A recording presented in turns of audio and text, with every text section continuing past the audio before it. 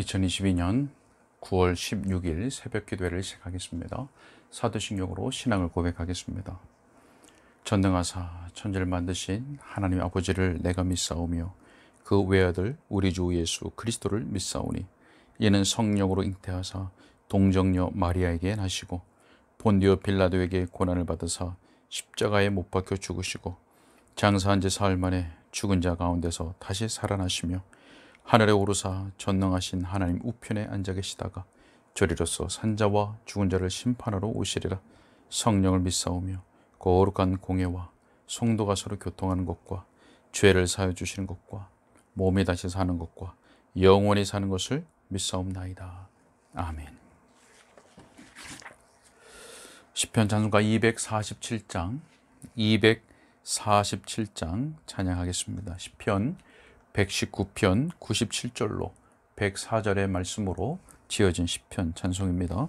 247장입니다. 내가 주의 법을 어찌 그리 사랑하는지요.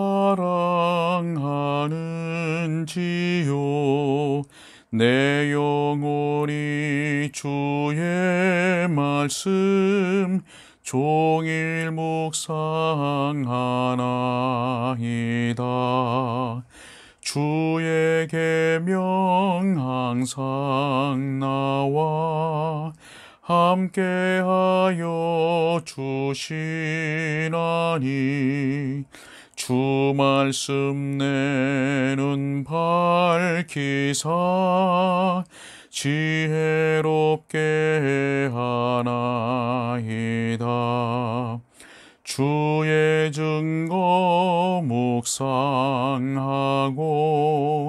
주의 법도를 지킬 때 나의 명철 스승보다 노인보다 승하도다.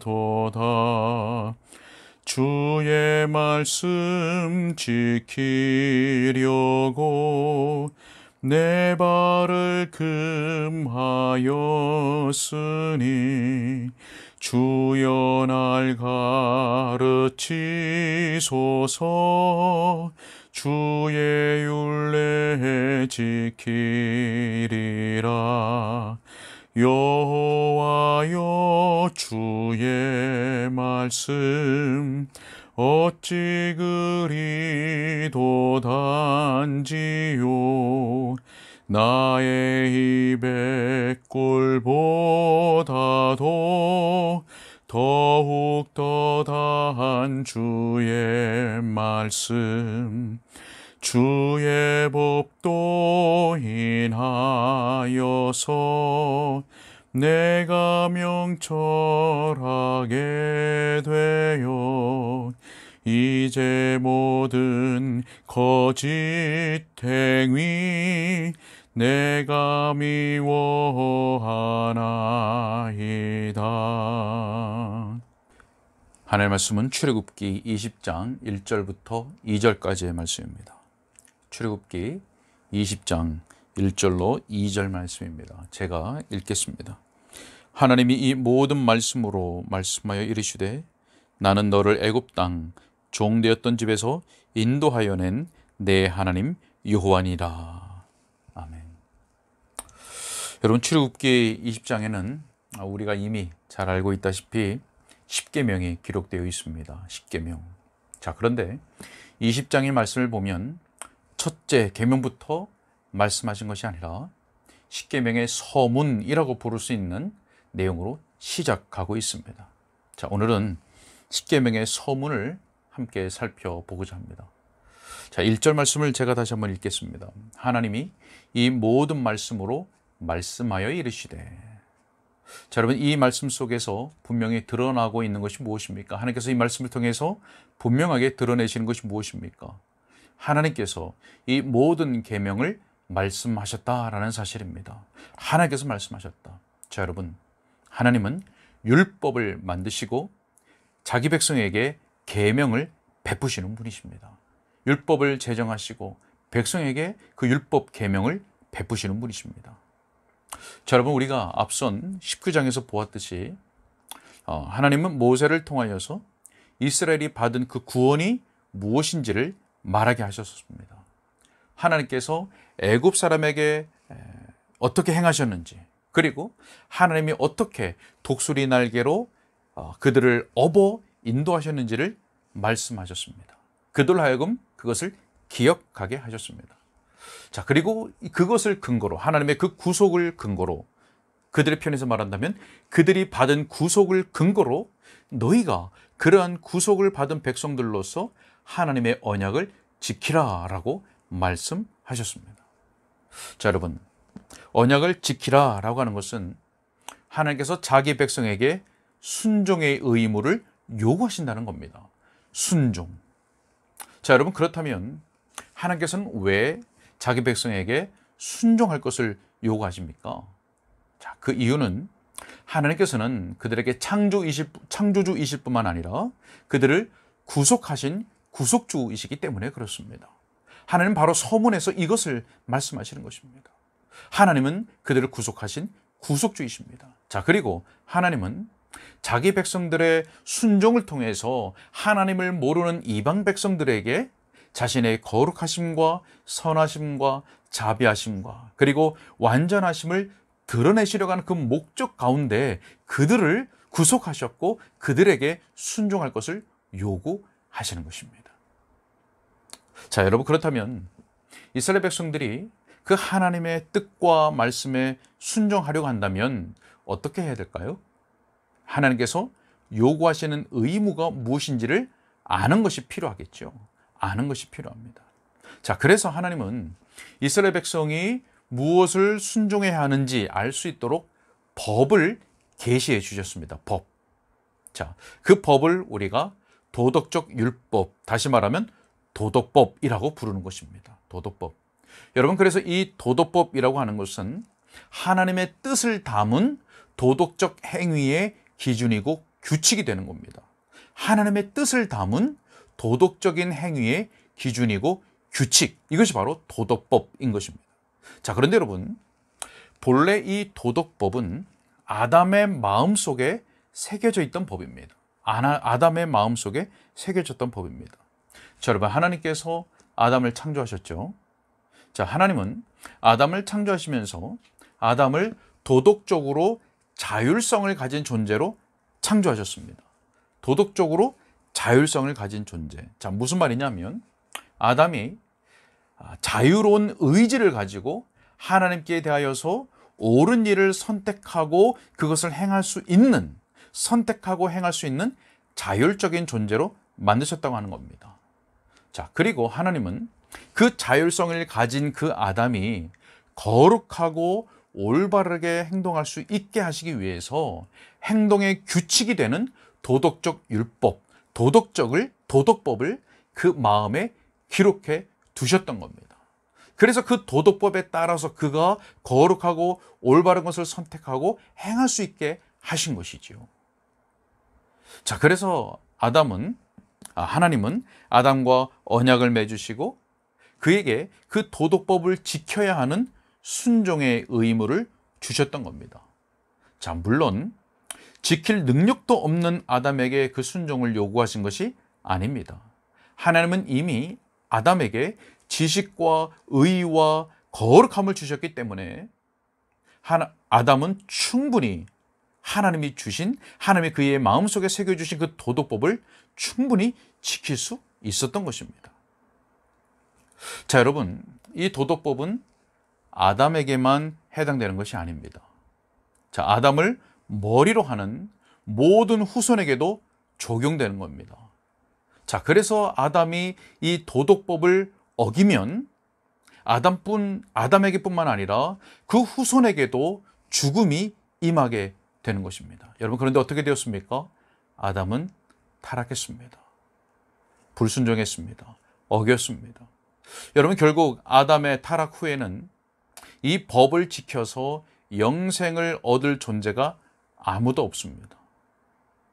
여러분, 그래서 결국 하나님의 율법은 거듭나지 않은 사람들에게는 자기의 죄가 무엇인지를 깨닫게 하고 또 그리스도께로 나가게 하는 기능을 갖는 것입니다. 자, 그리고 이미 거듭난 사람들에게는 생활과 언행의 규칙이 되는 것입니다. 자, 여러분, 아담 안에 새겨져 있던 이 도덕법이 그가 타락한 후에 어떻게 되었을까요? 없어졌을까요? 자, 그렇지 않습니다. 여전히 인간의 마음 속에 남아 있습니다.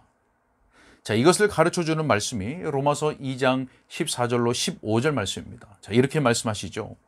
율법 없는 이방인이 본성으로 율법을 알지 못하는 이방인이라 할지라도 이런 말입니다. 본성으로 율법의 일을 행할 때에는 이 사람은 율법이 없어도 자기가 자기에게 율법이 되나니 이런 이들은 그 양심이 증거가 되어서 그 생각들이 서로 혹은 고발하며 혹은 변명하여 그 마음에 새긴 율법의 행위를 나타내느니라. 여러분, 무슨 말씀입니까? 율법을 모르는 사람이라 할지라도 도덕적이지 못한 일을 하게 되면 그 양심의 가책을 갖게 된다는 말입니다. 그래서 결국 그 마음속에 율법을 알지 못하는 자, 믿지 아니하는 자라도 그 마음속에 이미 여전히 도덕법이 남아 있다고 하는 사실입니다. 자, 여러분, 그러나 그렇게 도덕법이 마음에 남아 있다 할지라도 아담의 타락으로 인해서 아담 안에 있던 그 도덕법은 크게 훼손되었습니다. 자, 그래서 하나님께서 어떻게 하셨습니까? 그 도덕법을 마음이 아닌 아담에게는 마음에 새겼었는데 마음이 아닌 새로운 형태로 다시 허락하시는 은혜를 베푸신 것입니다. 자, 그것이 무엇입니까? 바로 시내산에서 모세에게 주신 십계명 돌판인 것입니다. 돌판에 새겨서 주신 것입니다. 자, 여러분, 하나님께서 몇 번 써주셨습니까? 자, 2번 써주셨습니다. 처음에 모세를 불러서 주셨던 것이 첫 번째이고, 백성들의 그 금송아지 우상 숭배 그 사건을 본 모세가 돌판을 던져서 깨트린 후에 다시 모세에게 그 돌판을 준비하여 올라오라고 말씀하셔서 써주신 것이 2번째입니다. 자, 2번 써주셨죠. 자, 여러분, 하나님께서 직접 손으로 써주셨고 또 돌판에 새겨주셨고 그리고 2번이나 써주신 것. 자, 여러분, 이 모든 것이 가리키는 의미 무엇입니까? 자, 바로 도덕법의 연속성. 다시 말해서 이 도덕법이 영속적으로 영구히 지켜져야 하는 것을 의미하는 것입니다. 영구히 지켜져야 하는 도덕법. 자, 여러분, 이것이 바로 하나님께서 우리에게 영구히 지켜야 할 규칙으로 주신 영원한 도덕법, 바로 십계명인 것입니다. 자, 그런데 오늘 본문에 보면 십계명을 이러한 말씀으로 시작하고 계시죠. 자, 2절 말씀입니다. 나는 너를 애굽 땅 종되었던 집에서 인도하여 낸 내 하나님 여호와니라. 자, 여러분, 이 2절 말씀은 두 부분으로 나누어서 볼 수 있습니다.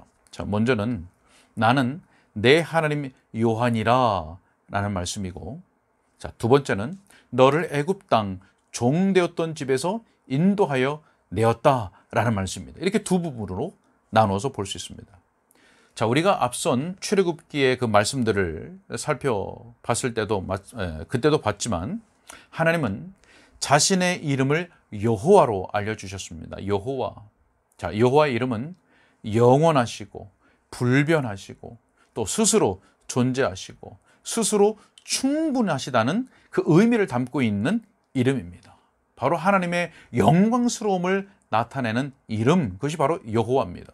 자, 그런데 그러한 하나님께서, 여호와 하나님께서 이스라엘 백성을 종되었던 집에서 인도해 내셨습니다. 출애굽기 6장 7절에 이렇게 말씀합니다. 너희를 내 백성으로 삼고 나는 너희의 하나님이 되리니. 여러분, 이것이 언약의 내용이죠.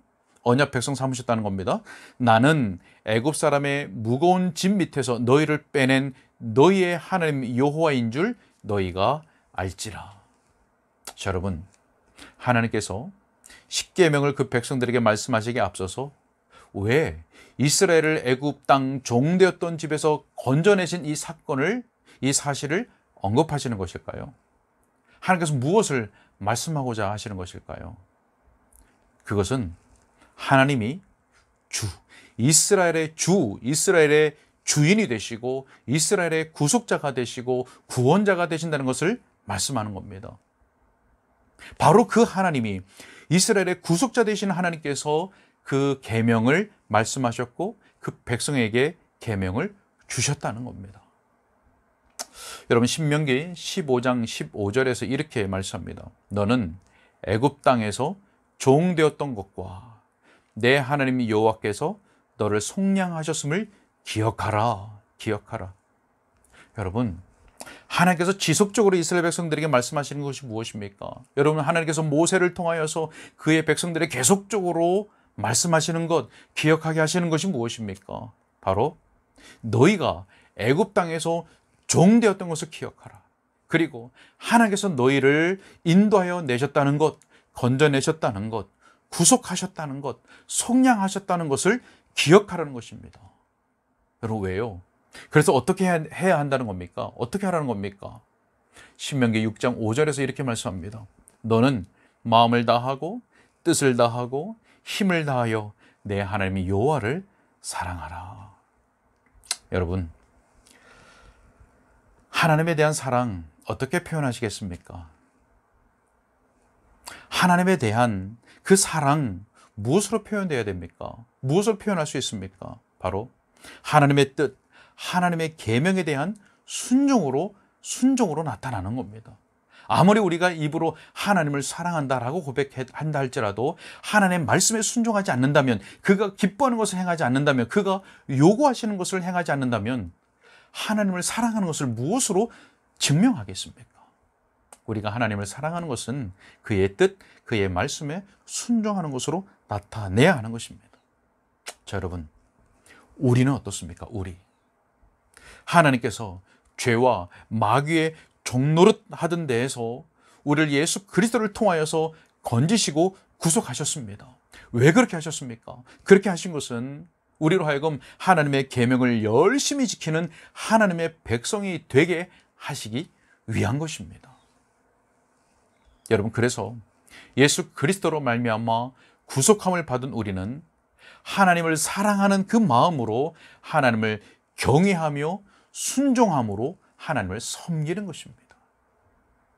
여러분, 뿐만 아니라 하나님께서 이스라엘 백성을 자기 백성으로 삼으시고 그들에게 계명을 지키라고 하신 그 목적은 바로 하나님을 모르는 이방 민족들에게 하나님을 알리고 하나님이 어떤 분이신지를 알리고자 하시는 그 전도적인 목적이 있으셨던 것입니다. 자, 신명기 4장 6절을 통해서 확인해 보겠습니다. 신명기 4장 6절에 너희는 지켜 행하라. 이것이 여러 민족 앞에서 너희의 지혜요 너희의 지식이라. 그들이 이 모든 규례를 듣고 이르기를 이 큰 나라 사람은 과연 지혜와 지식이 있는 백성이로다 하리라. 무엇을 드러내는 겁니까?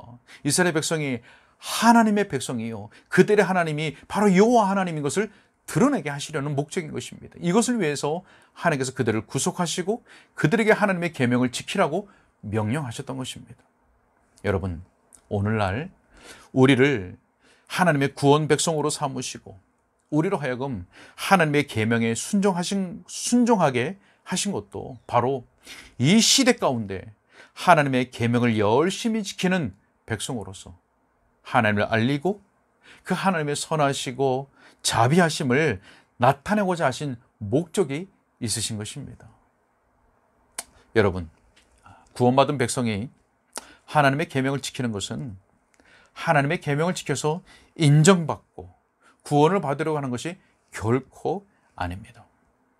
구원받은 백성이 율법을 지키려고, 하나님의 계명을 지키려고 애를 쓰는 것은 바로 하나님의 구원하신 그 목적이, 하나님이 우리를 구원하신 그 목적이 바로 거룩한 삶이라고 하는 것을 우리가 알고 있기 때문에 그렇습니다. 그것을 깨달았기 때문입니다. 하나님께서 그것을 우리에게 요구하시는 줄 알기 때문에 그렇습니다. 그리고 그것을 통해서 나의 하나님 바로 여호와 하나님이시고 내가 하나님의 백성이라는 것을 이방 민족들에게 이 시대 가운데 드러내게 하시기 위한 목적이 있다는 것을 우리가 알기 때문에 그런 것입니다. 말씀을 맺으러 갑니다.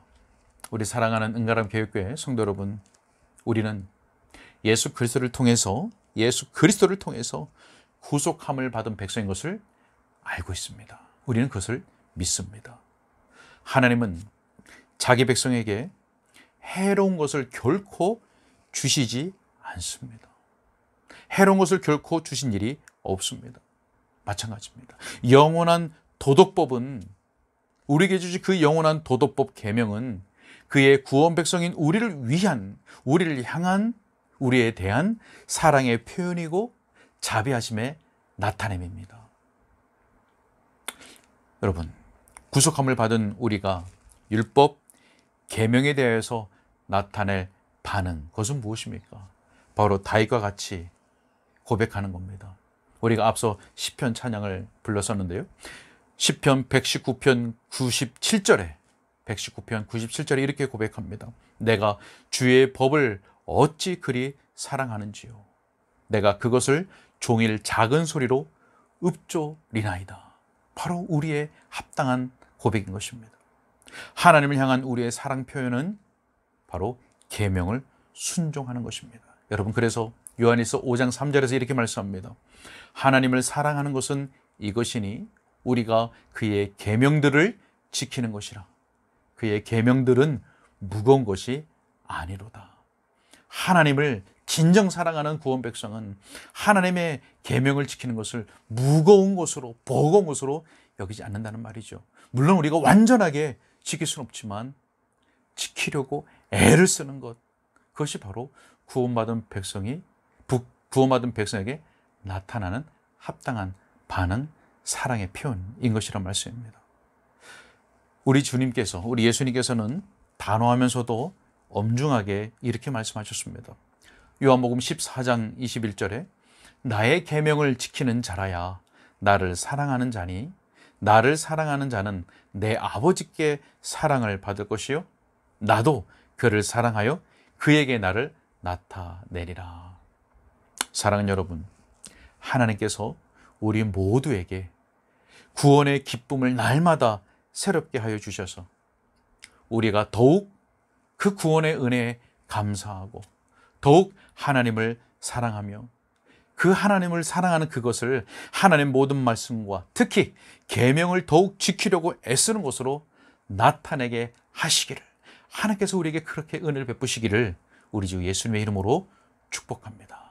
기도하겠습니다. 하나님, 오늘도 하나님 말씀을, 거룩하신 말씀을 듣게 하시니 감사합니다.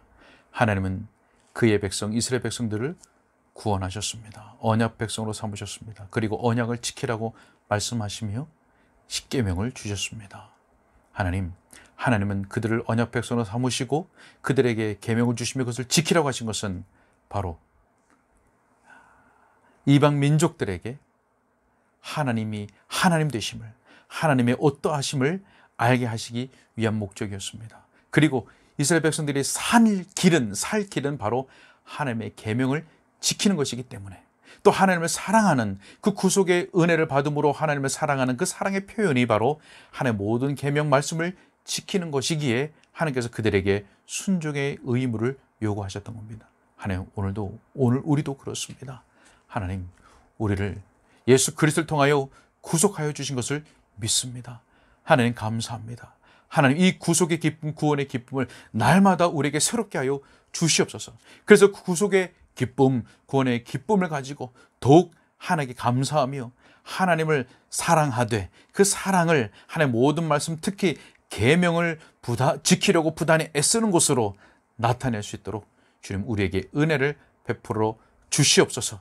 하나님, 우리의 눈이, 우리의 마음이 그 계명에서 멀어져 그 계명을 지키지 못할 때가 너무나 많이 있습니다. 그것이 우리의 연약함입니다. 우리가 지키려고 애를 쓴다 할지라도 우리가 온전하게 지킬 수 없는 것이 우리의 죄악된 본성이요, 우리의 옛사람이요, 우리의 연약함입니다. 하나님, 그럼에도 불구하고 우리가 구원받은 것을 감사하고 기억할 때 우리는 기꺼이 주의 말씀, 주의 계명을 지키려고 애쓰게 될 것이고, 비록 부족한 우리의 순종이지만 우리의 중보자 되신 예수 그리스도로 말미암아 우리의 그 연약한 순종까지도 하나님께서 받아주신 줄로 믿습니다. 하나님 이것을 믿고 확신하는 가운데 오늘도 더욱 주님을 사랑하고 주의 말씀, 주의 계명을 지키기 위하여 더욱 애쓰는, 부단히 애쓰는 오늘 한 날 될 수 있도록, 그래서 하나님께 기쁨이 되는 복된 자녀가 되고 하나님의 그 은혜 속에 거하는 하루가 될 수 있도록 은혜를 베풀어 주옵소서. 모든 것을 주님께 의탁하옵고 우리 주 예수 그리스도의 이름으로 기도하옵나이다. 아멘.